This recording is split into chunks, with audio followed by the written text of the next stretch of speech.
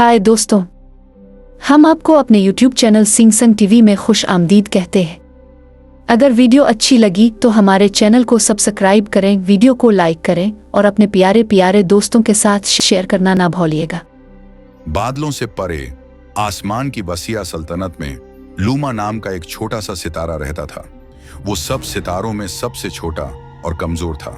हर रात तमाम सितारे चमकते और दुनिया को रोशन करते, मगर लूमा को लगता कि उसकी रोशनी बाकी सबसे कमजोर है। काश मैं भी दूसरे सितारों की तरह चमक सकता। वो उदासी से शिमाली सितारे और झलमलाते बुर्जों की तरफ देखकर सोचता। एक रात जब वो पूरी ताकत से चमकने की कोशिश कर रहा था, अचानक एक तेज हवा चली। ये हवा इतनी ताकतवर थी कि लूमा को उसकी जगह से हटा दिया और वो आसमान से गिरने लगा।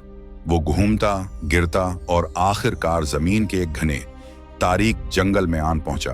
लूमा खौफजदा था।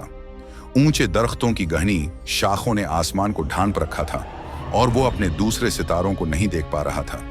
मैं वापस कैसे जाऊंगा? वो उदासी से बोला। उसकी रोशनी मध्यम पड़ने लगी। तभी एक जुगनू नामी टीको उसके करीब आया और पूछा, तुम इतने अफसुर्दा क्यों हो नन्हे दोस्त?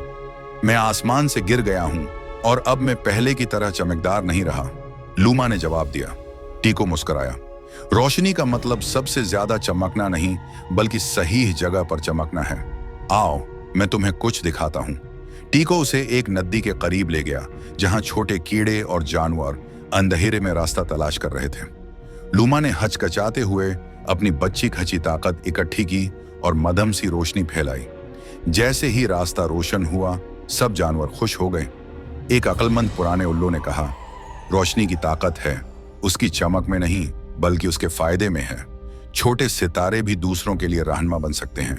ये सुनकर लूमा ने समझा कि उसकी अहमियत चमकने में नहीं, बल्कि दूसरों की मदद में है।